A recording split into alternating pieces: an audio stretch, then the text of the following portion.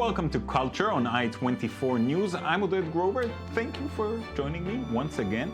Today on our program, the choreographer of a dance inspired by the Ethiopian alphabet. A look at the unique design of museum restaurants. And we'll hear about the new generation of Latin American actors and musicians.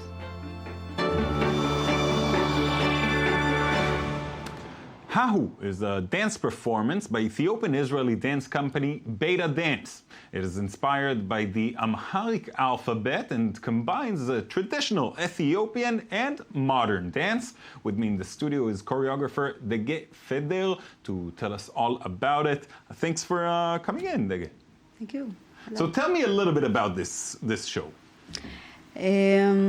First, this project starts because the reason that I have a special feeling to Ethiopian alphabet. Okay. When I was very little, I went to school in my village to learn the alphabet. I learned only 2 months, and that's it. Because in a village, the kids they are not going to school. They Regularly. Right. They helping in agriculture and a Everyday lot of things. Life. Yes, and since then I saw the letters, and it's remind me back then. Right. So I thought maybe I can do something with this feeling or with these letters. And I start to work with these letters. First, I saw the shape of the letters. Yeah. And they become alive. And the dancers start being those letters. And let's take a look at a moment from the performance so we can have a better idea of the result.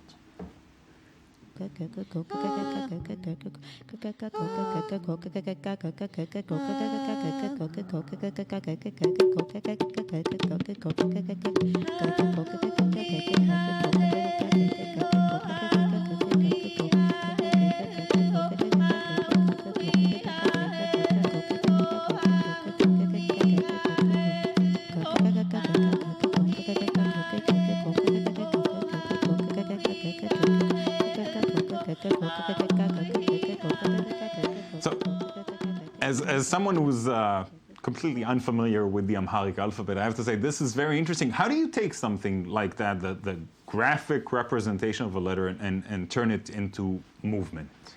It was a big challenge because it's not you are taking inspiration from something alive. It's so we had a lot of imagination, from the dancers, and to trying to explain them what do you want really to do with these letters, and they starting painting those letters with the body, with the hands, and be like. I told her, imagine that. You letter and starting walking and being alive, and now, as we can see, as you told me before, not all of the dancers are Ethiopian. Some are Israeli without this background. So you had to not just tell them all about the alphabet, but also about the roots of Ethiopian dance. Am I right? Yeah. We have Yael Avinatan. She's not Ethiopian. When it's Ethiopian dance, the tradition dance, it's very hard to learn and to dance. It's a more challenge. But if it's a modern dance, she can understand what to do. Right. And how do you make this mix between the traditional dance and the modern dance? I take the inspiration not only from the dance. I take the inspiration, live, how we used to live in Ethiopia, in Israel, and then how we live now in Israel, in modern, part of our life, and we try to combine. It's easy because I lived there about 7 years. This is actually the story of your life. And I live here most of my life, and, Right. and it's very easy to combine between, because it's For you, who it's I am. natural. Yeah, and Yeah. it's for other dancers also, Gila Betuelin and Mazal Demose, the other dancers from, one of them she Was born here, but she still has.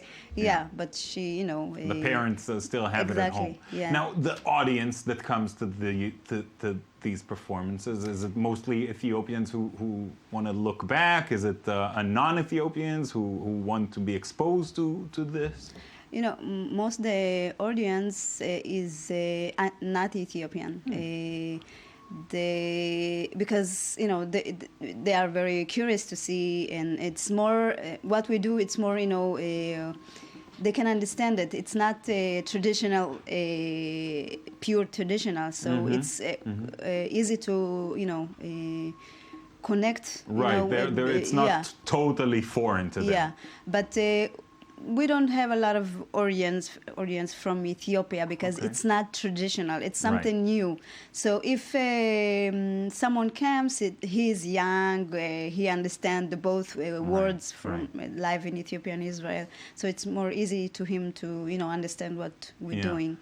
It's also a question of what place is there for Ethiopian culture in current day Israel, because it's something that I think only is evolving in recent years, because there's been Ethiopian community in Israel for quite a while now, but I think that either that now they're given the place, the room to express their traditions as well, or just now they have the courage to bring it forth and say this also has the right to be seen. What do you think? I think maybe it's both. We live here many years, and I think it's about time, to open the doors, and I think maybe people starting curious about the traditional, art part from our culture. And there is a lot of also artists here in Israel. Not just dance, right? Yeah. So it's great that it's finally getting to be seen, and it looks very interesting. We should say that your upcoming performance is going to be February 4th at the Suzanne Dalal Center here in Tel Aviv. Thank you so much for coming. Thank you. Now, in recent years, restaurants in museums have become quite fashionable. Not long ago, the Chinese design website Idea Top chose Pastel, the restaurant at the Tel Aviv Art Museum, as the best designed restaurant in the world. David Gombin and Ran Schneck bring us a taste.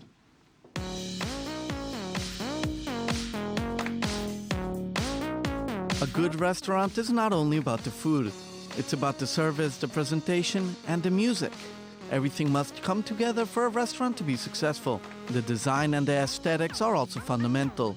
Therefore, it is no coincidence that important museums around the world are home to some exceptional restaurants. In Bilbao, Spain, at the heart of the beautiful and extravagant Guggenheim Museum is the Nerua restaurant, led by the young Basque chef Josean Alija, who obtained his first Michelin star in 2012. From minimalist to extravagant, there are many ways in which the creators showcase the culinary creation. In Paris, a capital of culinary and visual arts, examples are abundant. Note George's Coffee, perched on the roof of the Centre Pompidou.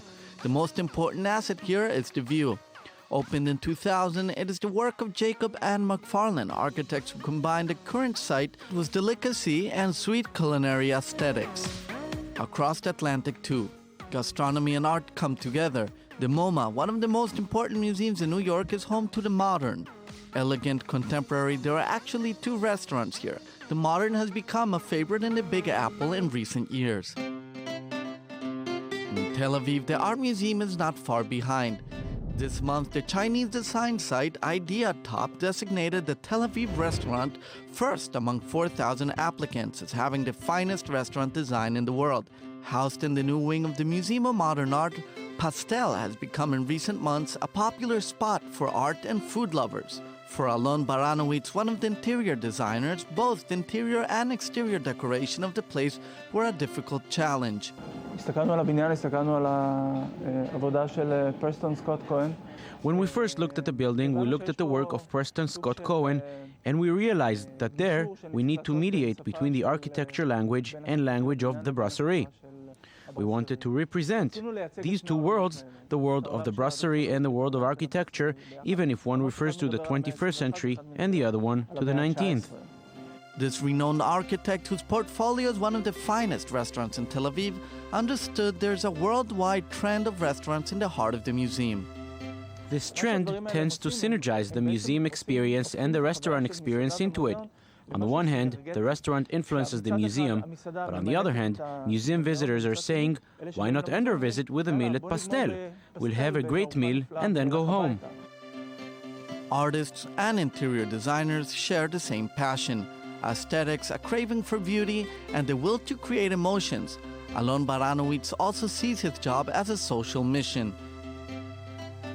אדריכל הוא סוכן תרבות בסך הכל, כן? הוא מנסה... An architect is ultimately an agent of culture. He tries to create a new meaning in the society he lives in, to elevate it into something more authentic, more in tune with the times, but with a vision of the future. עם איזשהו vision כאילו לעתיד.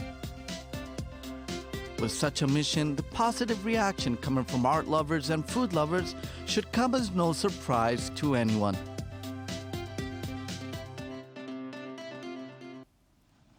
In a moment, we'll check on the current representation of Latin Americans in the media, but first, our cultural recommendation for the day.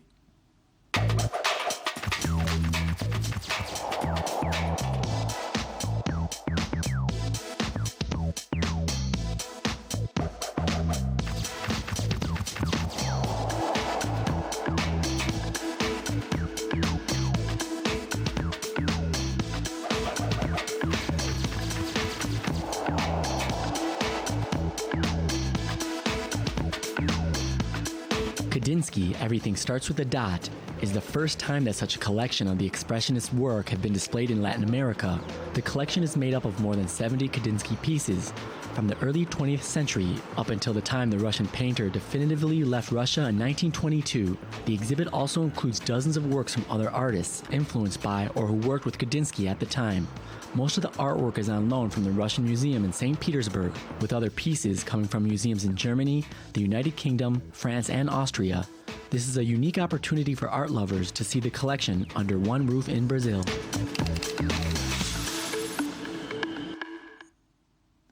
And now Daniel Campos is already in the studio, our in-house Latino. How are you, Daniel? Hello, Dad. How are you? I'm doing great. So what are we talking about exactly?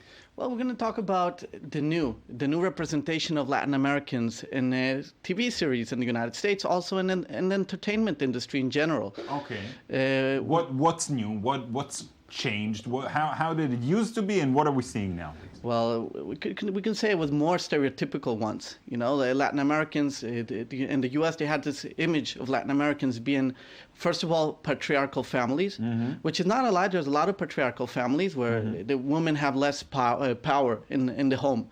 The man decides everything. He makes all the decisions. Now women are portrayed more stronger. Latina women are seen as the ones carrying the home. We have a show like Jane the Virgin, which is highly acclaimed and praised, and it has a Latina actress, Gina Rodriguez, who's playing a role which is very American in many ways. She does not hide her Latin side. It's obvious her family is Latino in the show, but at the same time, she's very American, very... all American. All American. Right. So the fact that she's Latina is referred to, but it doesn't take center stage. It doesn't make her a caricature. Exactly. And the structure of the family is not very different than any other American family. I see. And the show is catering to a lot of people beyond the Latino families in the United States. The Latino audience is 54 million people And it's very difficult to reach the 54 million people because you have new immigrants from Mexico and Central America who just arrived in the United States. You will have people who arrived before that, many who have been born in the States. It's very different. Right. Now, it's not just in television, right? Not just in, we also have in music. Right. Romeo Santos as an example of a musician who's, sold out Yankee Stadium many, many times. He tours Latin America just as successfully as he tours in the United States. And he has managed to actually reach almost the 54 million Latinos, whether Mexican, Central American, Caribbeans from the East Coast, and Mexicans from the West Coast. And he sings in English and Spanish? He's sticking to Spanish. Okay. His career is in the United States, and he's singing in Spanish. Right. And he refuses to change he even to gets English. some mainstream artists to sing with him in Spanish. It's really interesting. Thank you so much, Dan. Thank you.